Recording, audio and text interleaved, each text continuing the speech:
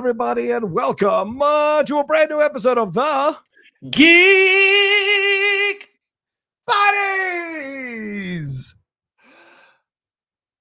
Hey! We're here with a midweek show for the Geek Buddies because so much stuff has been popping off over the last few days. And I'm like, look, there's more than enough for us to do a show and still have a show to do later on this week, which we usually do on Friday. So we thought we'd pop on and do it. Unfortunately, Shannon McClung can't join us because he's working, but we are joined with, excited to have the return after another trip here of Michael Vogel, writer, producer, executive producer, showrunner, lyric writer, and now apparently office builder, as you can see from behind him there. How are you, Michael? I mean, first of all, I'm sad that I've only gone a week and I'm already been demoted to I'm joining you this week. Michael Vogel's joining us this week. Special guest. You've been in and out. I have been in and out. I guess it's fair. It's fair. Yeah. And yes, thank you for noticing. This is the beginnings of the new office / guest room / geek haven, as I have been slowly redoing things in my apartment. So it's very exciting. Are you? What's brought this on? The redoing of your part? Like, is there a thing of like, as a worker, you're like, I want to have my own space to kind of add stuff to? Is that what it is? Well, yes. Also, like, I mean, my brother, who was my roommate for about 10 years, moved out about a year ago, and for a long time, this room just sort of remained the other bedroom because I just didn't get rid of anything. But then I've been in this apartment complex for so long that my building manager was like, you know, you can get those rooms recarpeted and repainted if you want to, which caused an entire flurry of moving things out of rooms and doing things. And so I kind of feel like I'm in a little bit of a new apartment, which is nice. It's good because, as I just posted today, I have now been in Los Angeles for 25 years. 25. Maybe it's time to do a little something new in the apartment. And there'll be some more art up here eventually. You'll all be very, very excited. You can leave lots of comments about the progress as you see it week to week, or lack thereof. We'll see how it goes. And now it'll be a competition. Who has the best background on the Geek Buddies? And now Michael has finally thrown his hat in the ring. So this will be interesting to see what you come up with because you're an artist. So it's going to be fascinating. But speaking of artists, we got a lot of artists to talk about, a lot of creatives to talk about on the show today. We're going to get in some casting news for Spider-Man Brand New Day. I might even pick Michael's brain on some of these rumors around Avengers Doomsday and see what he thinks about them. We're going to get into our spoiler review for Alien Earth, the first 3 episodes. That'll be the back half of the show today. We're also going to get in some Archies news and talk some recent DC updates from James Gunn's own mouth about what's going on in DC, if you choose to believe it or not. So we got a lot to get into here, but let's jump into it, Mike. Let's start with the first thing, and this is a rumor going around here from Daniel RPK, Scooper Daniel RPK. That's Daniel Richtman. He said that Florence Pugh will be reprising her role as Yelena Belova in Spider-Man Brand New Day. This is currently a rumor. Neither Sony nor Marvel have confirmed it, and none of the official trades have picked up the story. But also on the other side, we just heard this as we were about to record that Tramell Tillman, this is officially through Variety, will be joining Spider-Man Brand New Day as well. The Emmy-nominated actor has joined this very stacked cast. Details on his character remain under wraps, but he will join Zendaya. He will join Tom Holland, Jacob Batalon, John Bernthal, Mark Ruffalo, Sadie Sink, Lisa Collins-Zayas, and a rumored Florence Pugh. So, Michael, you hear these 2 actors being a part of Spider-Man Brand New Day. Does this excite you? Does it feel overstuffed? What do you think they're playing? What are your thoughts on all of this? Look, I think the term overstuffed is overused. Okay. Because like, a movie is only overstuffed if it's bad. Like, we have had so many examples. Like, there was a time, I remember, being a kid going to see a Batman movie where Batman fought 2 villains, and you were like, that was too much. It was too much. They didn't do it right. And there was always this idea that you needed to have less, really focus on the hero, do all these things. Marvel and DC and Sony with the Spider-Verse movies have all shown us that you can pack as many characters as you want into a movie that is 2 to 2.5 hours, and it can be great if you do it well. Right. So I reserve the term overstuffed at this point until after I see a movie. I could come out of Brand New Day and go, that was a mess. Right. They really didn't need this, this, and this. But we thought Spider-Man No Way Home was overstuffed. Mm-hmm. We thought Superman was going to be overstuffed. Like, it just keeps coming up. And for all of the flaws that Marvel and DC and a lot of the big ones have right now, the overstuffed thing, they seem to have worked it out for the most part. Yeah. In my opinion. So that being said, I don't think the movie is overstuffed. Okay. And look, given the state of the Marvel universe right now, Yelena Belova is in Avengers Tower in New York City. Yes. Like, so if that is the case and the Hulk is going on a rampage and the Punisher is shooting people up and Spider-Man is trying to stop them, the idea that she might show up is within the realm of possibility. Now, this is all to say, logically, it makes sense, and there's a world where it works. Are they going to nail it? Is it going to work, or is it going to come across stupid? Time will tell. Like, who knows what this new Spider-Man trilogy is going to be? But, you know, Marvel, we love to critique them no matter what they do, insofar as if Yelena Belova and the new Avengers were not in it, we would go, really? The Hulk is rampaging through downtown New York and Mr. Negative has gone crazy. I mean, I keep assuming the Hulk is going to rampage. Maybe he doesn't. But all this shit is going on and the new Avengers are just in their tower, like not doing anything. And then when the new Avengers actually show up, we go, oh, well, this movie's too much. Like, why couldn't Spider-Man have a movie? So let's just see what they do. So, and to your point, and I think you said this on Twitter, look, for the Multiverse Saga and all the things that have not been good about the Multiverse Saga, Florence Pugh is one of the things that has been A+ in the Multiverse Saga. Like, we all know Thunderbolts didn't deliver on the box office that anybody hoped that it would, and it's not seen as a huge hit, but Florence Pugh was the best thing about Black Widow. Florence Pugh was one of the best things about Hawkeye. And Florence Pugh is one of the best things about Thunderbolts. So put her in Spider-Man Brand New Day, whether the movie is good or not, I'm willing to bet she's going to be one of the best things in that movie. Yeah. And just to see her chemistry with Tom Holland and the other, because this is a bevy of up-and-coming actors or established actors. Dare I say Florence might even be more of the veteran when you look at Sadie Sink and you look at some of these other actors that are going to be part of this. So to have her being a part of this, I think is going to be a lot of fun. You know, what do you think about Tramell Tillman, a man who you enjoy on Severance here? I enjoy that man on multiple levels. I enjoy looking at that man. I enjoy listening to any words that come out of that man's mouth. I think that man was one of the best parts of the latest Mission Impossible movie. With a very, very small part. He stole a couple scenes from Tom Cruise.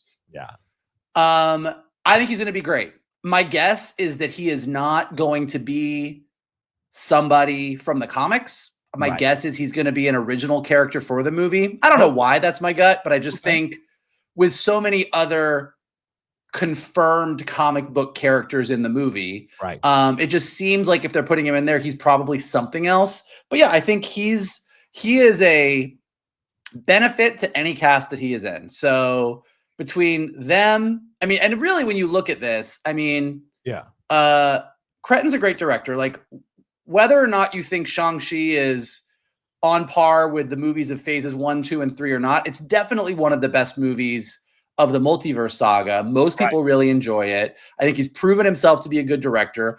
They were going to have him direct an Avengers movie before he went to do this. The cast is great. I mean, there's not really an actor in this cast that you go, oh, I don't, we all agree that John Barenthal kills it as the Punisher. Sadie Sink is one of the best actors in Stranger Things. Zendaya is great. Like, you just go down the list and you're like, look, this is a stacked cast. So I mean, I'm excited, but I love all the Spider-Man movies. Like, I love Tom Holland as Peter Parker. I'm excited to see where they go. Like, no matter where things are going with Doomsday, Secret Wars, everything else after that, I'm still excited that we're going to get seemingly one more Tom Holland Spider-Man trilogy before he moves on to other things. Yeah, and I also think, listen, they're smarting a little bit from Fantastic Four, from Thunderbolts, from Cap 4. And so you want to stack this movie because you want to put your best foot forward. You're going to open the bank account or open the wallet and get these really established actors to come in and add even more weight and, dare I say, gravitas to your movie. And also, if the box office wasn't great for Thunderbolts and people maybe didn't or don't remember her in Black Widow too much, or have forgotten about her, or didn't watch Hawkeye, the best way to put to shine a spotlight on Yelena Belova and remind people about her being in the MCU is to put her in one of your prestige titles like Spider-Man. And clearly they see her as being a leader down the road, whether it's for the new Avengers or what have you. So you want to highlight her. So you make excellent point, Michael, that if a Hulk is rampaging through New York, which a lot of people seem to speculate is what it's going to be, the Thunderbolts lady would get involved. They said very clearly that what Sentry did won't have any bearing on anything going forward, but the fact that she might be a part of this makes all the sense in the world. Yeah. Now, so, I mean, I'm excited. I'm excited for it. Now, what about Avengers Doomsday? Let's talk about this. There have been some rumors here. Shane and I talked about it last week, and I want to hear what you think about this. Daniel RPK reported that the rumor around the film is that Dr. Doom, that the whole reason Dr. Doom gets involved with this stuff is because Steve going back in time to put the Infinity Stones back in the sacred timeline from the Gauntlet and getting a chance to be with Peggy caused incursions in the multiverse, and this affected Dr. Doom, and that's why he's going after him. And he might have a team, and that they're shaping Dr. Doom to be a little bit more of a Thanos type villain rather than a mustache twirling type villain. So, what are your thoughts on this? Do you like it? Do you buy it? Does it make sense to you, Michael? I don't love, because it sets up Tony versus Cap yet again. So it does. I don't love Cap going to be with Peggy being the reason the entire multiverse collapses. Yeah, it's like a happy ending. like that. The final shot of the Infinity Saga is Steve finally got to have his dance with Peggy. Yeah. And so to kind of get to now and be like, hey, he got his dance at the cost of the entire multiverse. I gotta say, that doesn't fill me with like I would rather. Yeah. I mean, I would rather it be like something like Tony using the Infinity Gauntlet to do what he did to Thanos, who was from another. I mean, that gets confusing, but like, I just don't know. I did like the happy, sweet ending of Steve getting what he wanted, being the cause, I think is not my favorite. Right.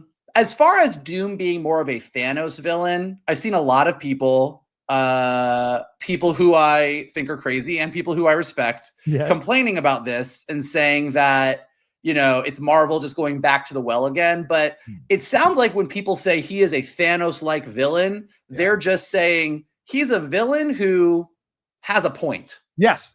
Yes. And in the same way, you could say that he's a Magneto type villain. Like we have, like some of our favorite villains are villains who go, well, you're not wrong about this. Like you're not wrong that this is a problem that needs to get solved. You overshot what a normal person would do and have gone into supervillain territory. Right. As many people have pointed out, Thanos could have just doubled the resources as opposed to wiping out half of everybody. But that's what makes him a villain. And so that doesn't bother me, but I will say that with each new story and rumor and confirmed thing that comes out, and I think I'm not alone in this, everyone's feeling about Doomsday is more nervous trepidation than excitement. Yeah. I have to say, like all of us are kind of watching this all happen and going, okay. Yeah. Like, I mean, and I think, look, there's people that I'm sure there are people out there that want to see Marvel fail, just as there are people out there who want to see James Gunn's universe fail and anything else. I am not one of those people. I want DC to kill it. I want Marvel to kill it. I want to be excited. I want all my friends to be excited when we go to see these movies. So I would love to go into Doomsday and just go, wow, they really just told me a story that got me amped, but it's just not my spider sense is not tingling in that direction. Now, what about this news as we wrap up this section of the show about Eternals? This was put out as well, that the possibility here that Eternals might not show up in Secret Wars.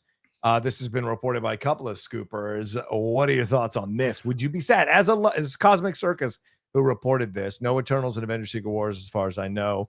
So I would be, honestly, I would be shocked if the Eternals showed up in Secret Wars. So it wasn't a big shock for you. Yeah. Like, this is no shock. I mean, like, the movie did not do well.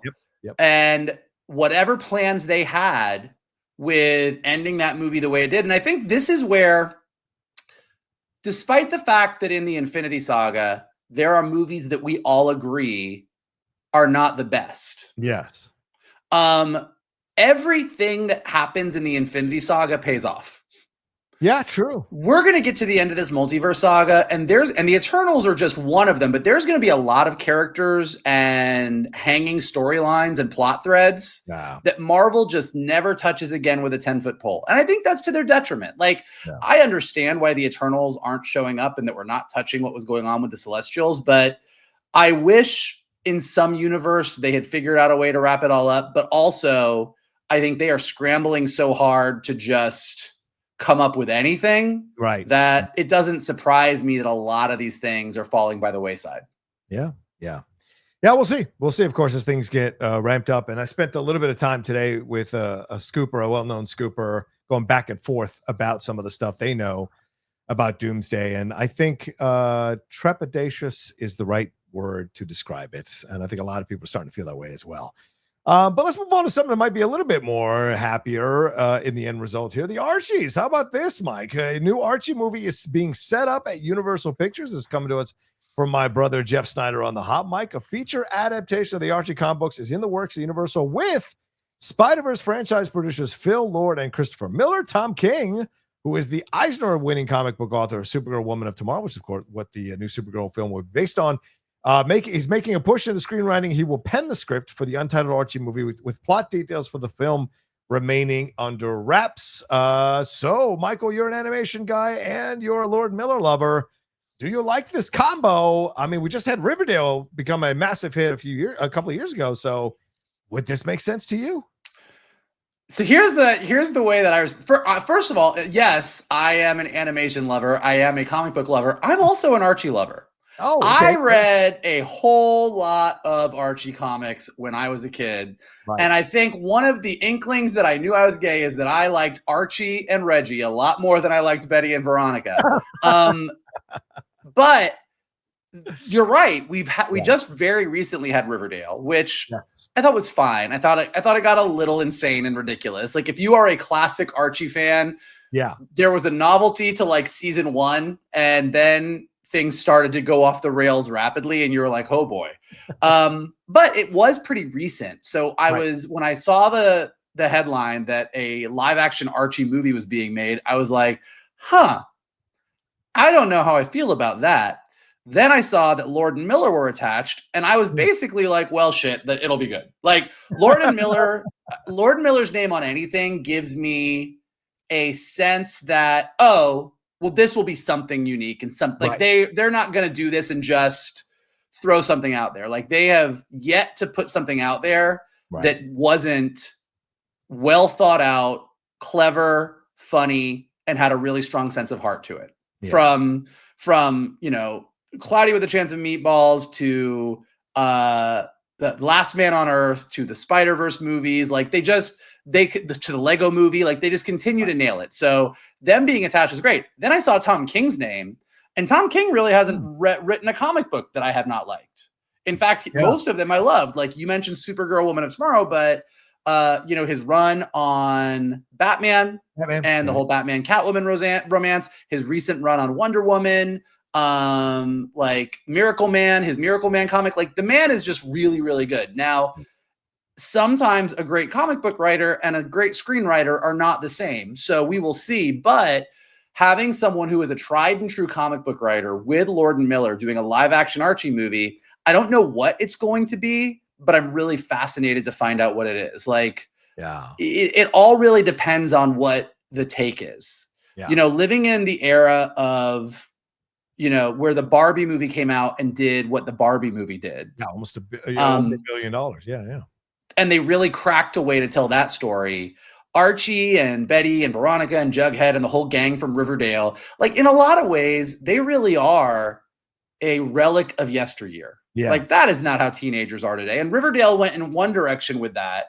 So I'm really curious to see what direction they go in. But if Lord and Miller are making it and Tom King is writing it, I'm for sure going to be excited about it until proven otherwise. This is interesting too. I like I would normally not be this excited about it, but when you attach Lord and Miller, then I get excited. Then I want to see what this interpretation is and what's going to come of it.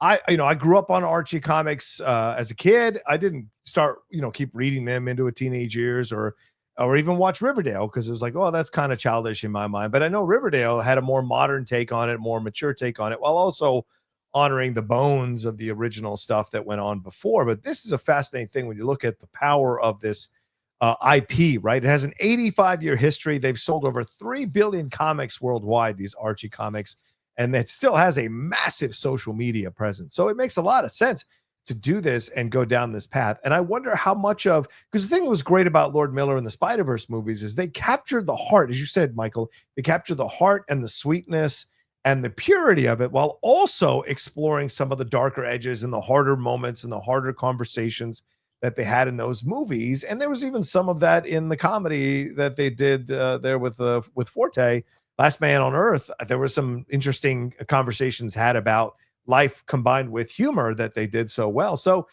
will they bring that kind of kind of approach to this? And if they do, I think it'll be fascinating to see what they come up with and who they cast is going to be a real curious part of this as well to bring out what they want to do with the material, I mean, Pedro Pascal as Archie, Sydney Veronica. Sweeney as Betty. You just go down the list. Just all the popular people are going to be a part of it. Gal Gadot as Veronica. Of course. I mean, that's just a home run. That's a given. Jim Carrey is going to have a Oscar-nominated performance as Jughead. Of course. Perfect. Age is no factor here. Everybody. Age is not an issue. Yeah, and Emma Watts is the one who brought them this adaptation. So she clearly has her finger on the pulse of this thing. So it's a lot of talented people already behind this project that gets me really excited to see what it's going to be. Yeah. All right. Well, speaking of future projects, let's talk about this dude, James Gunn. He's been doing the rounds. Oh, your favorite guy. Hey, I love James Gunn as a person, as a PR person, maybe not so much. But James Gunn is been out on the news this week, Michael, because Peacemaker season 2 comes out as we record this. It's coming out tomorrow, and we'll have a review of it later on this week here on the Geek Buddies. But James has been giving us an update on DC stuff and what's going on with DC. And first of all, he spoke about the Superman Saga, and he said it could span over 4 movies. Quote, I am like thinking, what is the long-term story I'm telling here? What is the story that I'm going to tell about Superman over 4 movies? So now we have a 4-movie Superman Saga. So let's stop there, and we'll get to the rest of DC after this. Michael, your thoughts? A 4-movie Superman Saga. Clearly, Superman, Supergirl. Will this be leading to World's Finest? Are we getting the Super Family? What are your thoughts on this?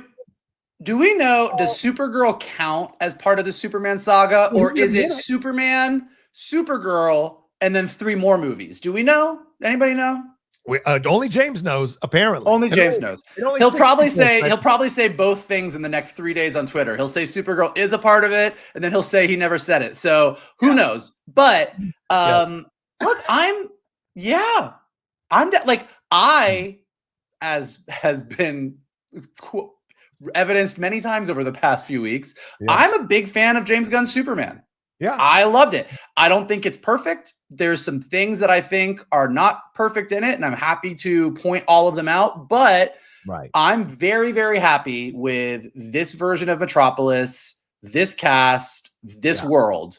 And so to see them continue on in whatever this super saga is going to be as sort of what I'm hoping will be sort of a backbone for the constantly extending DC universe in the way that the Captain America movies were kind of the backbone of the Infinity Saga. I would be super thrilled with that. And thus far, again, we talked about this a lot, right? We said it when we reviewed Superman, and I've had this conversation like I feel like 90,000 times in the past month. But look, there's stuff that we all agree James Gunn is a little silly with. Some of his stuff is a little on the nose. Some of his humor falls flat. You take the good, you take the bad, you take it all, and there you have a James Gunn movie. But with all of his movies, the Guardians movies, the Suicide Squad, Superman, like, the good to me outweighs the bad. So he hasn't released something where I was like, what a fucking disaster that was. I usually come out and go, yeah, that was a little messy. This plot stuff was kind of wild, but he emotionally got me right here. And so I'm super down for that. Like, I think it's going to be great. I hope Ultraman comes back and becomes full Bizarro. Oh yeah. I hope that we get more exploration about Krypton and what the Kryptonians were really like, whether that is through Jor-El and Lara or through Kara's parents or other things. Maybe Lex finally gets the cloning thing right by using his own DNA and we get a Superboy. Like, there's a whole bunch of possibilities. The Super Family is pretty wild, but as wild and kind of out there as parts of the Super Family are, to see that kind of saga being told, and to your point, is it going to end up in a World's Finest movie or kind of a Trinity movie with Wonder Woman, Batman, and Superman? Is the journey that them doing what they do is what turns the Justice Gang into a league? Like, there's a bunch of things that are sort of floating out there that I think would be really fun to tell. And based on Superman and Peacemaker, and from all that I'm hearing, have you seen Peacemaker yet? Did you get it early? No, I have the first 5 episodes. I'm watching them all tonight and then doing a review in the morning. So early buzz that I've heard is it's pretty good. Yes, that's what I've heard. So I'm excited for that. So yeah, if this is the direction things are going, like, I'm down. Let's see what happens. Are you excited about it? Oh, I am. I just think I think we just need to be honest, right? I mean, he pitched us Gods and Monsters with 13 projects, and clearly he's not going to say, I messed up, I fumbled the ball, I didn't understand, I got in over my head, I bit off more than I could chew. I wish he would just say that and go, you know what, we're pivoting to the Superman saga because I found what I'm excited about. But I just think it's fascinating that the CEO of DC Studios is also going to do a 4-movie saga that he is going to probably undoubtedly write and direct, as I know James Gunn's ego won't allow him to have anyone else do it. And so, to me, in my mind, there's just a lot of cross purposes here of what he's doing. And there's because it wasn't like Superman was 800, 900 million. Like, if they had 809 million, then I write the checks. But with this, I just wonder if he's going to be able to sustain this kind of run, because he's on a really good run. Like, you factor in the Guardians of the Galaxy movies, you factor in Creature Commandos, you factor in Peacemaker season 1, and what like you said, what we've heard about season 2. Like, this dude is on a run, and I have no way I'm going to take that away from him. But does the run stumble because he's putting so much on his plate, co-running a studio and working on a 4-movie saga, and and being a podcast host on the Peacemaker thing? Like, there is a lot, and so I just get concerned about it. But yeah, of course I like it because I like Superman. So what were we going to say? Okay, a couple things. Go ahead. A couple things based on what you said. One. Look, I agree. We said this from the beginning. Like, the whole, and I think a lot of this is going to net out with how Supergirl Woman of Tomorrow is, or just Supergirl now, whatever they're calling it. But like, because James Gunn, as a auteur director who wants to write and direct his own things, being the guy that's running a studio as an executive, we've said from the get-go, is problematic on many levels. Yes. It is not problematic if other writers, directors feel like they can come in and have their vision. Like, right now, there's a lot of directors, like Nia DaCosta came out this week talking about her experience on the Marvels and said, yeah, that whole script thing that Kevin Feige was talking about how they kind of make the script as they go, that's when I realized I wasn't going to get my movie. I mean, like, we've heard plenty of directors talking about their frustrations working in that. James Gunn has been very almost annoyingly clear about his whole, we are not going to start the movie until we have the script. We're not going to start the movie until we have the script, as kind of a, I am not doing what Kevin Feige does. Yeah. If Supergirl comes out next year, yes, and it is tonally and visually very different from a James Gunn movie. Yeah. And we all love it. Not only are we as fans going to go, okay, maybe he is letting people do their thing. I think you're also going to have writers and directors go, oh, yeah. So if I do something over here, I actually get to make the movie that I wanted. Right. Because we've heard so many writers, directors go, yeah, I went over to Marvel and I made a movie. Yeah. Yeah. And if Supergirl does that, and if Clayface does what he's saying Clayface does, right, and we get a really cool person doing Brave and the Bold, that it's not James Gunn, and we get, and we get this, and we get good people doing these things, and we do get tonal differences, then look, at the end of the day, even though it's not the way things are usually done, let the man make his Superman saga, and if it's great, it's great. It's kind of like the proof will be in the pudding. Like, if he's, I think that'll be okay. The other thing, and I'm only going to point it out because I said this even before Superman was released. Yeah. This entire, if the movie had made this much, then okay, but it only made this much. I said weeks before the movie came out that to run a successful interconnected universe of IP, you can't freak out after every movie. You can't go, oh shit, no, we only made this much. Maybe we don't do this. Like, they're clearly happy with how Superman did. They're barreling forward. So even though it ultimately didn't make as much money as Man of Steel, before or after you counter in inflation and all of the crazy math that everybody on Twitter wants to do about box office right now, like, they're happy it's moving forward. And given people's response to this movie, if he continues to do what he's doing, people will, those numbers will hopefully continue to go up. Yeah, but I think he should come out and say we're done with Gods and Monsters, because he is done with Gods and Monsters, for God's sakes. It's not. I don't know that that's true. I don't know. I mean, like, he offered updates here.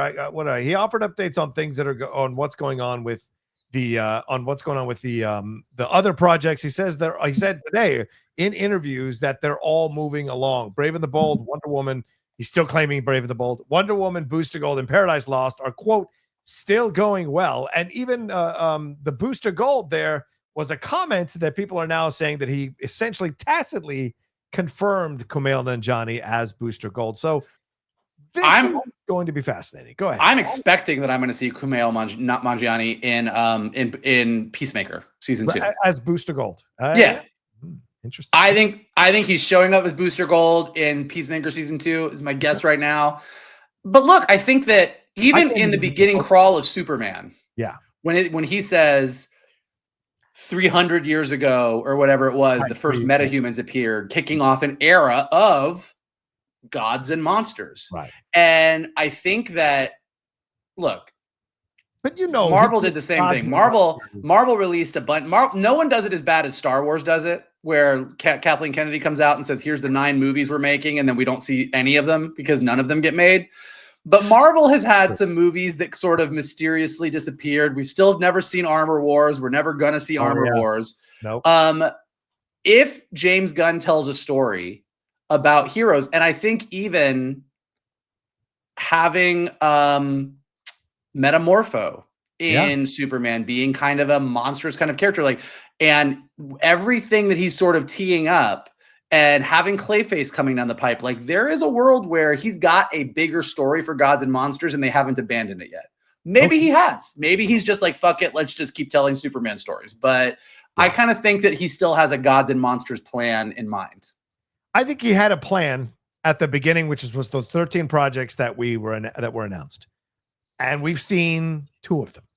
And a third one's coming. But there are all these other projects that are probably not going to see the light of day. So it's just that the original Gods and Monsters has pivoted now, because as a studio and him as a creator, people really responded to my Superman. I actually enjoyed making this. I want to do more. So we're pivoting. And that's okay. That's fair. You're right. That is fair. I mean, if he kept saying, because you are right, like, we know the Amanda Waller series is not happening. Yeah. Come on now. We don't know that the Paradise Lost series is not happening, but I feel like that sort of got buried as they shifted over to Wonder Woman, which wasn't part of the original plan. Right. Lanterns is happening. Supergirl's happening. Superman happened. Authority is not happening. Nope. What else was there? Was the Brave and the Bold. Brave and the Bold is going to happen. Well, a Batman is going to show up in this universe. How about that? A Batman is going to show up in this universe. Yeah. I don't know who it's going to be, but we're going to get a Batman.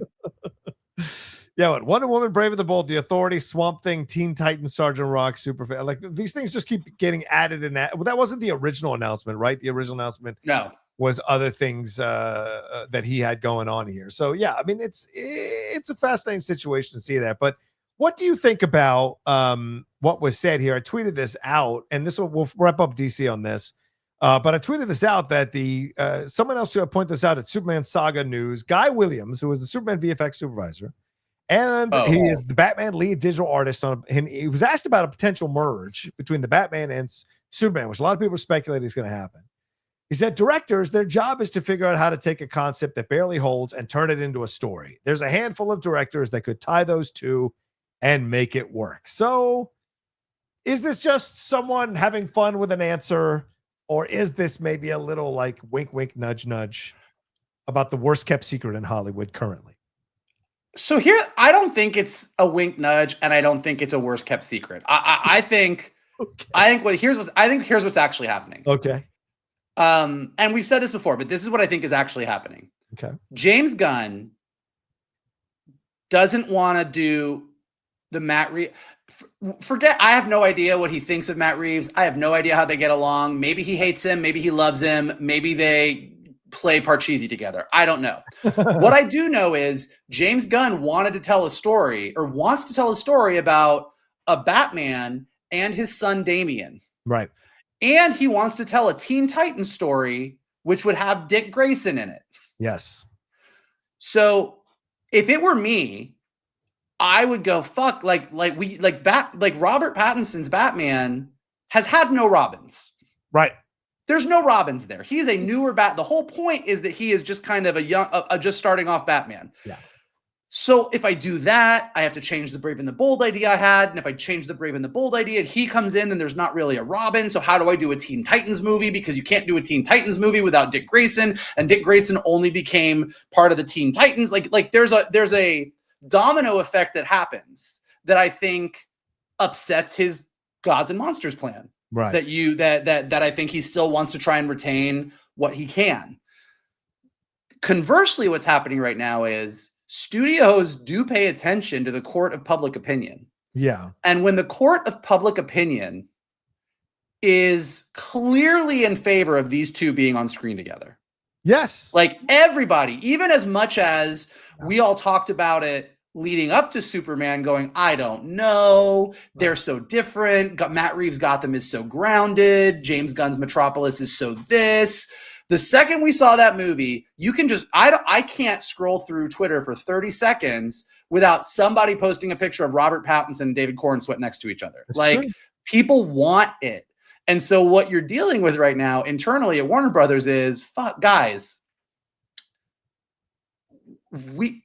this is what we want. We want fans to be this excited. Shouldn't we just give them what they want? And then you have, but then if we do this, how do we do this? And then you're like, I don't care. Like, those are scripts right now. Don't make that movie. Make that movie in 2 years. Let's put a Robin in the back. Like, those are like the conversations that we're all having out here. Yeah. Are the same arguments that I think are happening in there. And I'll say this to give Michael a little more credit for those who may be watching, like, or don't know too much about Michael's background. Michael's been in these rooms. He's been an executive in these rooms when they're discussing, not Warner Brothers rooms, but certainly rooms where they've discussed superhero stuff. They've discussed what to do about IPs and franchises and combining two IPs somehow to make certain brands all of a sudden be in the same universe. So that are completely different brands. But yeah, you've been there. So yeah. you've seen it. Yeah. No, and like, look, you just like they do. Like, you can't ignore the fact that geekdom in general is like, this would be pretty cool, guys. Like the number of images where you have like David Cornsweat's character in Metropolis, in the bright, shiny Metropolis, next to like that final shot of Robert Pattinson on the roof with the orange sun setting behind him in Gotham. And everyone's like, I mean, guys, this looks pretty good. And I think that's what they're trying to figure out right now. Like, I think that they don't know. So I don't think that there is some sort of ulterior, like James Gunn is keeping it in his pocket and he's teasing us and they're just waiting for the right time. I think they're all backstage right now going, all right, guys. Okay, so what the fuck are we really going to do? Are we going to do this or are we not going to do it? How Matt Reeves, can you add Robin? Oh, fuck you guys, I'm not adding Robin. He says he's not going to add Robin. Well, if he doesn't want to add Robin, we'll take the script away from him. We're going to put Robin in there. Well, why don't I just make my Robin movie? We don't want to make your Robin movie, James. Everyone wants Robert Pattinson. You going to put him in your Batman movie? No, because he's in this Batman movie. Well, then fuck you. Then tell him to put Robin in the movie. Like that's how it really goes down. And then Zaslav walks in and he's like the agency chief in Planes, Trains, and Automobiles, and he's just picking up the Batman poster and Cornsweat and Robert Pattinson and then just doing all of that, so they have to decide, and he's taking forever to decide. I'm not, because the Robin rumors came out too last week that according to Jeff, that Robin that Robin was in the script, and everyone said, oh, Robin's in the script. Then James Gunn said, hey, like 6 of us has read the script. You guys don't know what the fuck you're talking about. Robin's not in the script. I'm like, look, there's a whole lot that would point to the fact that if you were going to try and merge these things and keep any element of what James Gunn wants to do secret, there's probably going to be a Robin in that script. So that's true. And again, to the people that love the Batman and love Matt Reeves' vision, hearing that might be like fingers on a chalkboard, because you're like, I don't want that. I want Matt Reeves to do what Matt Reeves wanted to do. So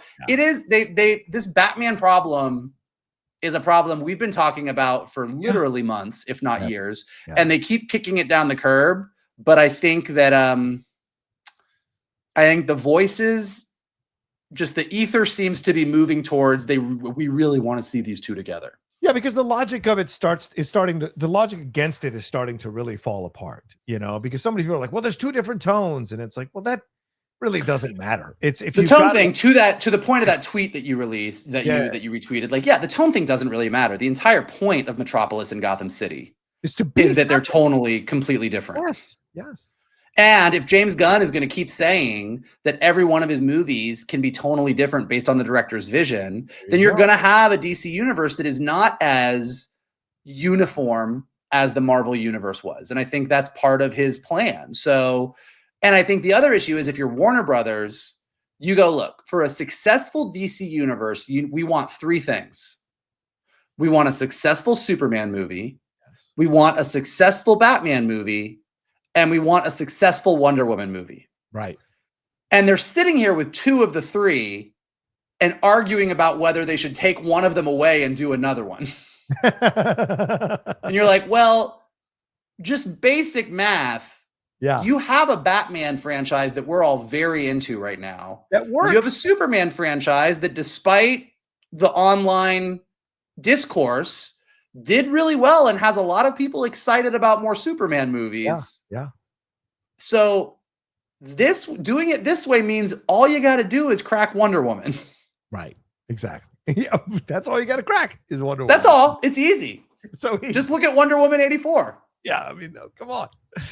All right. Let's move out of the world of DC. We'll see what happens, because I'm sure James will have more to say. And true to form, James again said on Monday, we released Superman early so people could watch it to get ready for Peacemaker season 2. And then today said, you know what? You don't really need to watch Superman. You can just watch Peacemaker season 2 cold. So standard. You know why? Because wait, really quickly on that. Yes. Because I don't get as infuriated as you do. I'm not with James Gunn's commentary. I just roll my eyes now. I don't get mad. Yeah. That being said, I don't think that Superman was released on digital just so that people could watch it before Peacemaker. I know that's what he said. I don't I don't think that's really a reason. But then he said that. Yeah. And I think someone at Warner Brothers PR was like, hey, we've been telling people they don't need to do that. You know, Marvel's over here saying people don't like to do the homework. And so then he came out today and said, I mean, you don't need to watch it. You Peacemakers, you can just watch it on its own. You're like, okay. I think the thing you said the first time wasn't really a reason. And I think someone pointed out why that was bad. And now you're saying this. And I kind of think maybe you do need to watch Superman to understand elements of Peacemaker season 2, which I also think is fine. Yes. But I think the whole thing is just silly. That's what frustrates me about him. And I don't get mad. As I said, I roll my eyes, but I may get frustrated for sure, because it's like, why do you say anything? Like, stop talking. You're always stepping into bags of shit when you talk. Like, look, a lot of what he says is great. And I love the fact that he watches other YouTubers and gives. Today he was talking about one of the people from Phase Hero. She's great. Her videos are great, and he gave her love for her videos. I think that's awesome. I think there's a lot of awesome things James does. I do want to be fair here. It's just that when he goes that extra little bit because he's feeling himself, he inevitably steps into a bag of shit, and it's what happened. But all right, anyway, let's move on.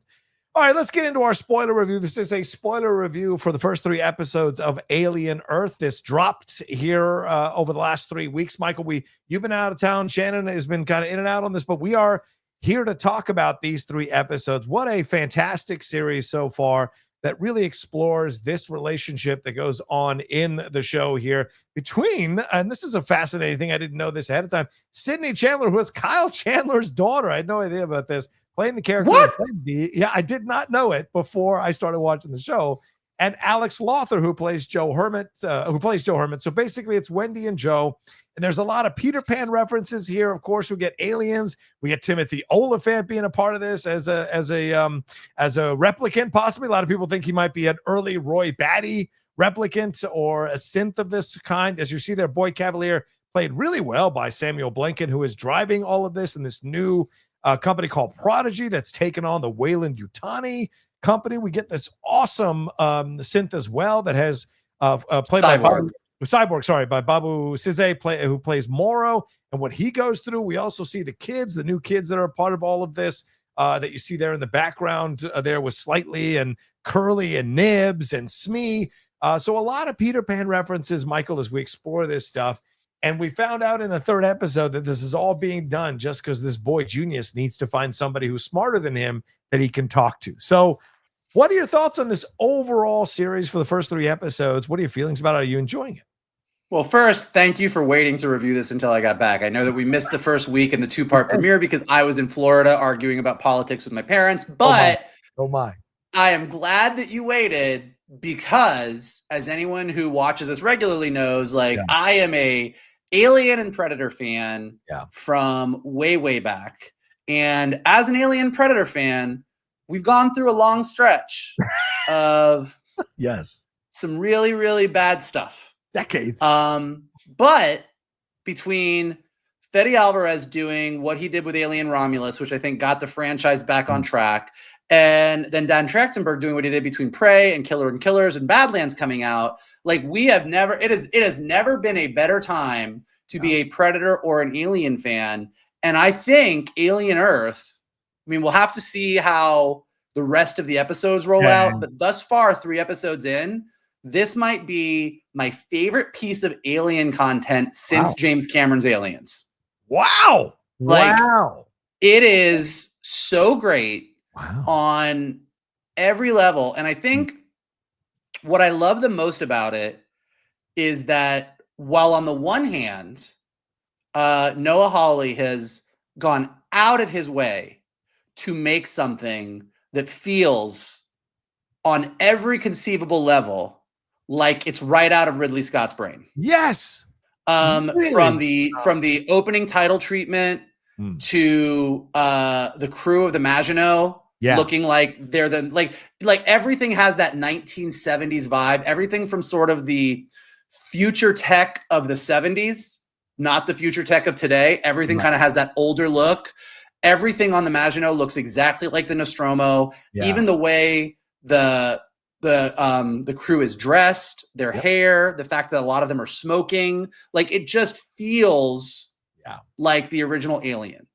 And I think that's really brilliant. But as much as it's giving us all of the nostalgia vibes by giving us a world that feels like what we know, it's doing what you should do with a franchise, which it is giving us a bunch of new stuff. Yes. Synths are 100% a part of the Alien franchise, and you kind of have to have a synth in your story. And I think Fede Alvarez did a really great job of taking the whole concept of a synth and giving us a whole new spin on it with the brother-sister kind of dynamic. Yeah. But what Noah Hawley is doing is going, okay, we got synths, we got cyborgs, and now we have hybrids.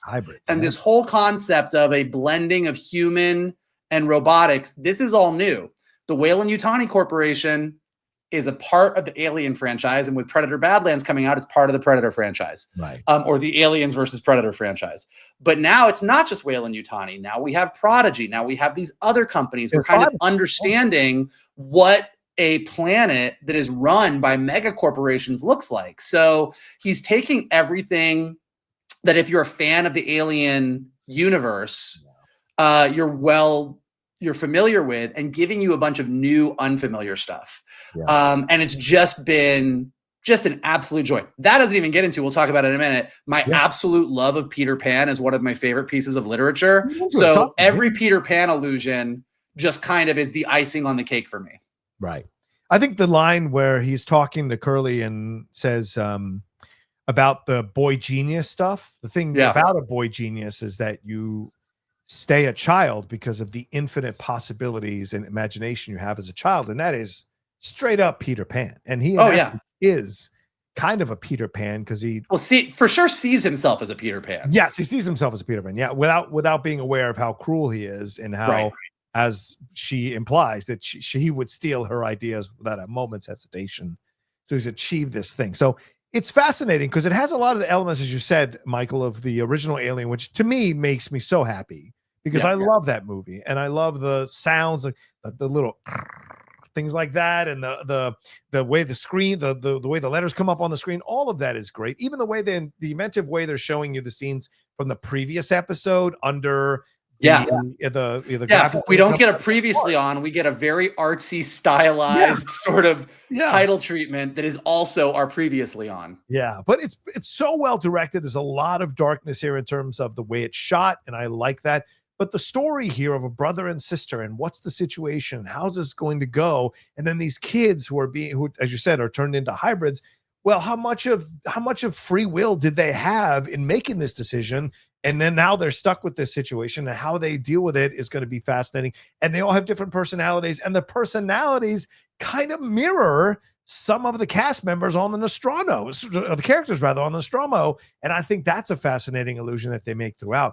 But this pursuit of what is going on with these specimens, it isn't just the xenomorph. The fact you have all these other specimens doing some pretty unsettling shit, I thought was really smart as well. Well, it gives you so much more. I mean, along the lines of what I'm saying, like if they had done a show where the Maginot had found the eggs and we're bringing them back, because that's literally every movie from Alien on. Like Weyland-Yutani wants those eggs, they want to use the xenomorph. So if they had just done that and kept everything the way it was with the with the hybrids and everything else, it would have been cool. But they're going this extra mile and going, oh, they didn't just find one invasive species. They found all of these invasive species. So all of a sudden, we have all these other aliens. I think Noah Hawley is doing what Ridley Scott tried to do in Prometheus, I agree, but is doing it way, way better. Yeah. And then the other thing that I think they did that was really brilliant was, look, we all get it.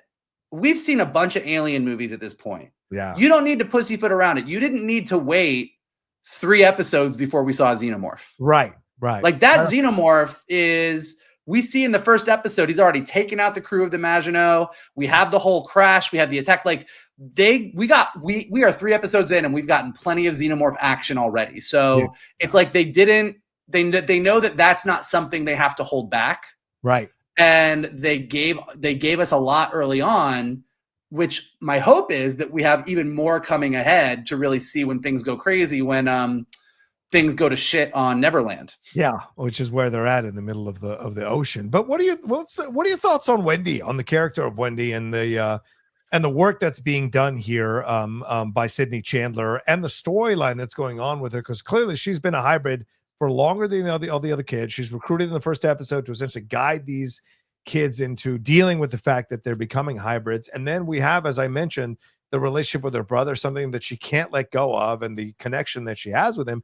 And then at the end of the last episode, we saw, in the last episode, the third episode, we saw that she took out one of these xenomorphs and ripped its head off in half, and then can hear on a certain frequency the eggs and whatever. So do you like the mystery of Wendy and where this is going, and even a little bit of jealousy from the Curly side of things that Wendy is the favorite? So talk to me about that. Yeah, I think, look, in the same way that James Cameron did Aliens and added in the whole relationship with Ripley and Newt. So that if Ripley had just had to go back to LV-17 with the Colonial Marines and fight her way out, I'm sure James Cameron would have still made a great movie, but he kind of turned this into a movie about Ripley kind of finding this kid and wanting to be her mom and this whole thing. And you have another story, and like, those are the stakes. Right. And so with this show, starting off with this little kid who's dying, who gets their consciousness put into a synth and becomes Wendy, and having this whole kind of Peter Pan sort of, Boy Cavalier is Peter Pan. He created Wendy first, and now here's the Lost Boys, and that these are all these kids. Yeah. And yes, to your point, we're seeing by the third episode sort of the differences in them. Like, we see that like Slightly and Smee are like these little besties over here kind of doing their thing. Right. We don't know a ton about Toodles, but Curly is definitely wanting to be Peter's favorite over Wendy. Yeah. I would say even though she's Curly, there's probably a little bit of Tinkerbell jealousy vibes there if you're going to continue the illusion. 100%. And then Nibs is really having an issue with being a synth. Yeah. And realizing that she's being observed and watched, like at the end of this third episode where she touched the mirror and realized that it was two-way glass and touched her eye because she knows they're watching all the time.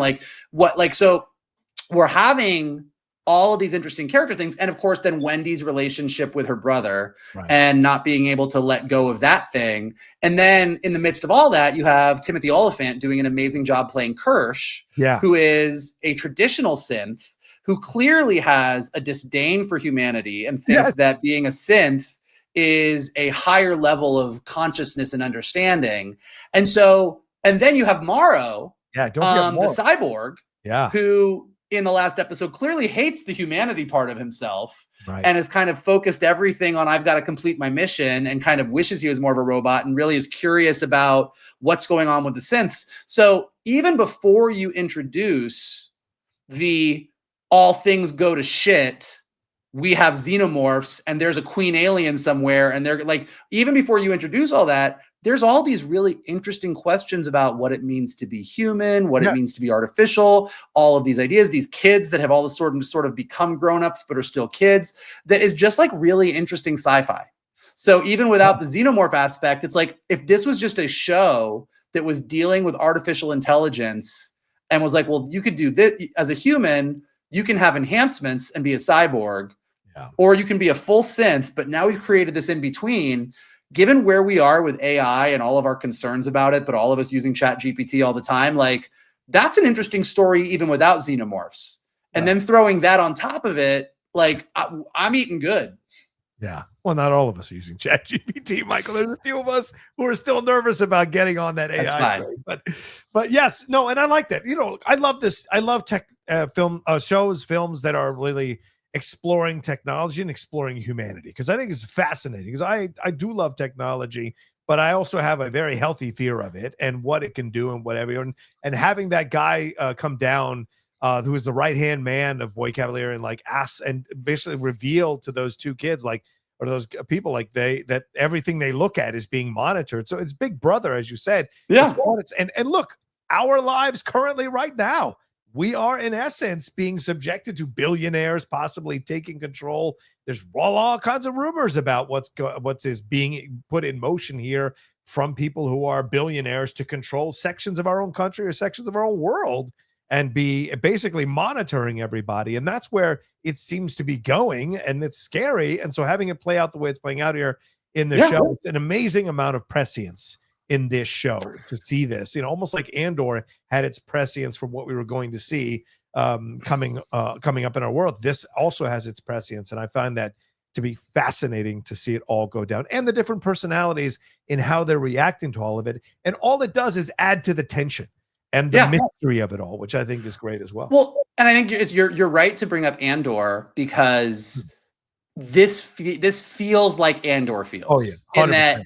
in that this is the Alien franchise, but elevated in the same way that Andor is Star Wars, but elevated. Like the way that this is written, the ideas that are being explored, like this isn't just let's give the people what they want. Let's have a bunch of xenomorphs just rip the shit out of people. Although we get plenty of that, there's like a lot more going on to sort of chew on. And look, I think Wendy is a great character. And I think that having this character, that giving her this focus on her brother and the life that she had, and then having the brother find out right away because Slightly can't keep his mouth shut. Right. Like I thought this was going to be a secret that they sort of dragged through the season, and he finds out later on, and Slightly like got in front of that real quickly and was like, "Oh yeah, that's your sister."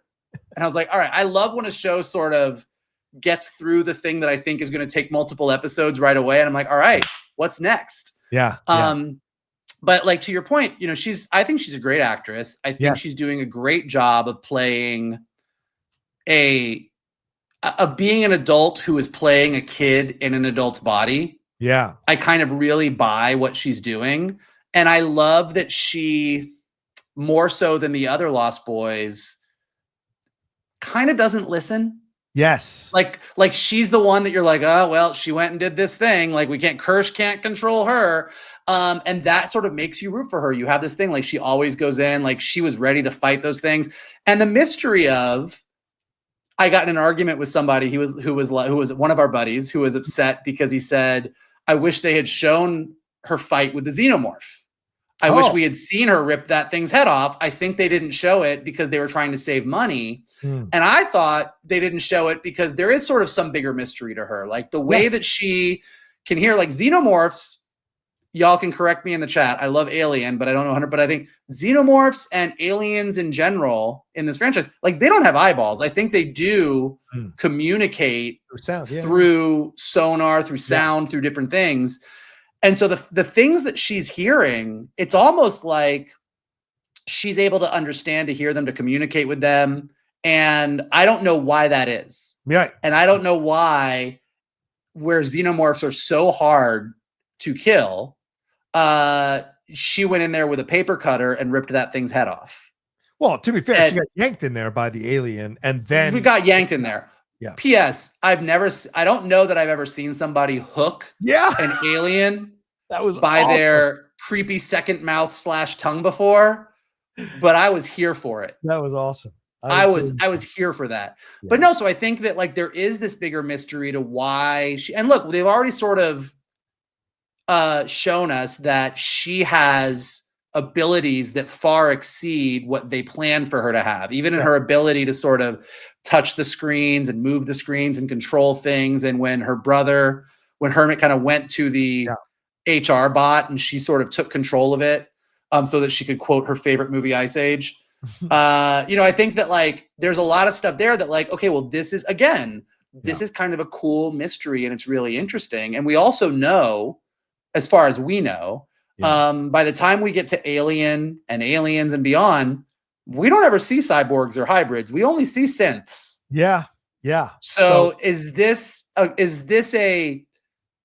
Boy Cavalier's experiment that never gets off the ground? Does it not get off the ground because of the xenomorphs? Like there's just a bunch of questions that are on the table. Maybe some of them get answered, maybe some of them don't, but I think that's what makes this really compelling. Yeah, and you can see the cracks in Cavalier's approach to things. The way he dismisses the Yutani lady in the conversation over their pads there, and the way he dismisses Kirsch. Kirsch is like, listen, the fact that you were willing to risk 10 years of research just because these things fell into the city in your lap is a little irresponsible. The way Kirsch ushers him out of the lab is really smart as well, because he now has control of the lab and no humans can come in it. But even this whole thing where he's like, also no humans can go in there because they'll get impregnated. Well, that too, but that kind of works out for Kirsch because he doesn't like humans, as you said earlier. But like seeing him say that stuff to Curly, or to the doctor, the doctor there, say like, I just want someone I could talk to who is more intelligent. We know this, Michael. People like this, they want something, and once they get that something, they will hate that something. And so I think that's what Wendy is building, slowly building Wendy up to be. And because Curly kind of betrays it by saying, I want to be just like you, but better than you, or bigger than you in terms of what she's able to do. And that, I think, is going to lead to him killing her in some way. But I think the Wendy. Go ahead. Sorry, I just want to finish the point. The Wendy one is the one that I think they're setting up, who is going to match his intelligence, and it's not the one he wants to match his intelligence. That's going to be fascinating. Yeah, I think you're 100% right. Curly presents him with what Wendy's issue is, like, I'm taking a step back, like the show really just is examining humanity versus mechanical intelligence, whatever. But like the entire discussion, there's the woman, is it Dame Sylvia? Oh, the doctor? The doctor. She, even in the first episode between her and Kirsch, when Wendy is sitting there and they're talking about Wendy and how she's experiencing her emotions. Yeah. And the doctor is like, we should amp up those emotions so you feel them stronger. And then Kirsch is like, no, she's not human anymore. Right. But the doctor's whole point is the experiment here is for humans to live forever, which means we need them to feel their humanity. Kirsch is way not interested in that. Yep. And Boy Cavalier says he wants someone who's as smart as he is, who he can talk to. But Wendy cares about things that he doesn't care about. Yeah. And so, whereas Curly cares about the same things he does. Like, I want to be as smart as you. I want to be this. Right. He loves having someone that wants to be just like him, because to your point, that's really what he wants. Yeah. Wendy might be smarter than him, but her interest is in more human things, like her relationships, like talking to her dolls. And he doesn't get that. He doesn't understand that. You could continue the Peter Pan illusion and say, Peter Pan it never wants to grow up and have fun all day. And the reason that Wendy ultimately leaves Neverland is because there are other adult things out there that are more important to her. And Boy Cavalier thinks he's so brilliant, but there's things that he's missing. And Wendy kind of feels like she's growing beyond that, whereas Curly is right in his wheelhouse.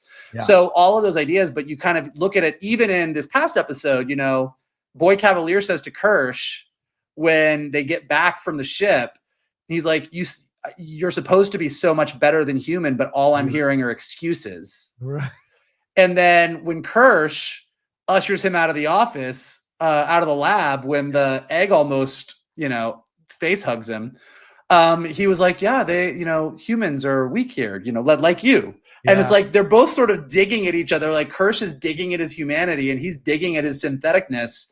And so like, there's a lot of that going on. And then in the midst of all of this cool philosophical discussion, they open up that face hugger, take out that little alien embryo, and put it in poor Hermit's lung. Yeah. Joe's lung. What do you think this means? It means we're going to get a xenomorph and things are not going to go well for them. Their own. That's what it means. But is it their own xenomorph with with any of Joe's? I mean, because it's just his lung, right? So it's not his brain or anything. It's just his lung. So, well, xenomorph doesn't have your thoughts or feelings. It just uses you as an incubator. Well, that's what I'm saying. They're essentially making a hybrid xenomorph, just like they made a hybrid.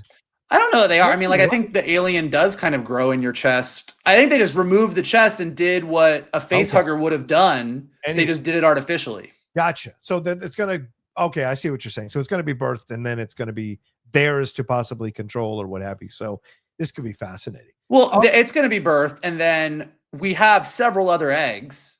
Yes. With face huggers. And that's not even getting into what that fucking eyeball does. Right. Or that flora, fauna pistol thing. Or those little bugs that drink all your blood. Like, this was a bad idea. This was a bad idea that's going to work out really well for us, the viewers, but not so well for Boy Cavalier. Yeah, and the way he's pissing off you, Weyland-Yutani, you just know that's not going to work out for him either. And one last thing, we should talk about Morrow, man. This is this side of Wendy. He's my favorite character on the show so far, and I think Babu Size is doing an incredible job bringing this character to life. And I like that we got more background in this last episode with him, that he's been 65 years, that he dealt with her grandmother, Yutani's grandmother, that he once was human or had, he had a kid who didn't like raisins. So there's a lot of this. I don't know if I agree with you that he hates his human side. I think he still struggles with the fact that he has any humanity left because of the things that he's doing or has done. And I think it's going to be a fascinating battle to see when that comes. And him controlling or communicating with what's his face. What did he say to Slightly and Smee? He said something like, "Oh, they're like you're a." They said he said something that sounded like he was like, "Oh, if only I could be all robot." Like it did sound like he was like, but I think that to your point of the backstory, that's because of a lot of the regret of everyone he knows is gone and everything else. He's great. In the first episode, I thought he was good. Yes, but I thought he was sort of just the heavy that was doing what he was doing, and like especially in the third episode, he really. You're like, oh, this guy's acting for him and Timothy Oliphant are. I think everyone's doing a great job in this show, but the two of them are neck and neck for. I'm going to chew up all the scenery, but I am good enough that I can do it. Yep. And that battle between those two, whenever that's coming, oh fuck, man, I can't wait for that one. I got popcorn already ready to see that fucking battle. Yeah, it'll be interesting to see. Like in a lot of ways, even though obviously the Xenomorph is our big villain, you've got a cyborg with a metal with an artificial hand, and so when you are filling your world with Peter Pan illusions, he does seem to be our Captain Hook. And he is sort of this boogeyman to Slightly and Smee, particularly Slightly now because he's talking to him, and so watching him sort of manipulate Slightly, get his way to this island, wherever his story goes. I'm kind of curious to see because A, I think he's a great character. B, he is ultimately the eyes for the Weyland-Yutani Corporation. And C, I just want to see how far they push this Peter Pan analogy. Like I just want to see like how far this thing keeps rolling out as they do it. I do like that Nibs brought up a lot of the things that I saw some people on Twitter saying in the third episode. She was like, why all this Peter Pan stuff? Why Lost Boys? Like we're girls. Why does she get to be Wendy? Why this? Why that? And I love that the show is self-aware enough to sort of get in front of those things because I think it makes it more fun. Yeah, agreed. Well, there you go. I think we should stop there, Mike, because we've gone almost 15 minutes over our normal time on this. But yeah, this is a fantastic show. Both of us are enjoying it clearly from our conversations. Are there any things that you're maybe as a wrap-up, anything that is giving you pause right now or that maybe a little criticism that you're not enjoying? Because for me, I think the brother, I think his performance isn't quite as strong as everyone else, so it's making me not care as much about their relationship yet, but that may change as we get more of it fleshed out. Is there any criticisms you have on your end about how the show's going? I don't disagree about the brother. I don't think he is as strong as the rest, and I don't like if he lived or died, I'm good. I'm with you. Whereas I really like all of the Lost Boys and Wendy. Like I'm into them, and I love the Doctor, and I love Kirsch, and I think Boy Cavalier is super interesting, and Morrow's amazing. So I do think he's sort of the least strong out of the cast. Which is crazy because he was Nemec in Andor. He was Karis Nemec in Andor. I never thought he was and he was great. You know, I don't know if it's maybe I don't know. He was great as Nemec, but he's not, and I don't think he's bad. No. But yes, I agree that he is not the one that I get the most excited about. I don't know. I'm just really curious to see where things go. I don't think I have a lot of critiques. I think that stylistically it's great. The art direction is amazing. It feels like an Alien movie. You know, there's a couple shots. There's some CG shots of the alien, of the xenomorph that you're like, it's very clearly a CG shot. Right. But it looks a lot better than the alien did in Alien 3. So I'm still going to give it to him. And a lot of the practical effects with the xenomorph are really, really great. Yeah. You know, this is one of those shows because we sort of have this central mystery. The critique or the win is going to be, do they stick the landing or not? We've had lots of shows where we had a lot of questions and we're like, where is this going to go? Where are they going to take this thread? And then you get to the end of the 8 episodes and you're like, that's it. That's what you gave us. I don't think that's going to be the case here, but I could see a world where we get to the end and I'm like, oh man, I thought this was going to be a bigger thing than it was. But I also love the pace. Like I love that it just feels like even though there's only 8 episodes, like they're making the most of these episodes. So yeah, very few critiques. It's taking its time. I could easily see them. They could have cut 5, maybe 8 minutes out of every episode, but the fact that I'm so engrossed in everything, I have no problem if these are almost an hour every episode, so. But also, look, there's just a nature of, and it happens all the time. Go back and watch a movie from the late 70s into the very early 80s, particularly the late 70s.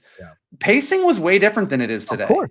Yeah. And I think one of the reasons that this feels very Ridley Scott original Alien is because it takes its time. Those 5 minutes that you're talking about are the difference between making it feel like Alien and making it not. And I think that that's kind of part of what I just enjoy sitting and watching it.